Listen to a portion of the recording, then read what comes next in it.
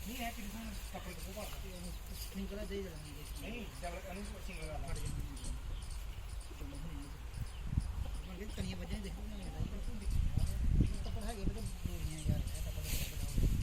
ਆਪਣੇ ਤਾਂ ਸੋ ਬਾਦੀ ਦੇ ਤੂੰ ਇਹ ਨਹੀਂ ਮੈਂ ਦਹੀਂ ਭਰੀ ਜਾਣਾ ਤੂੰ ਮੈਨੂੰ ਆਣ ਸਹੀ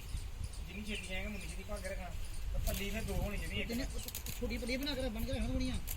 बड़ी तीन बड़ी नहीं अभी बन के रखनी ये बन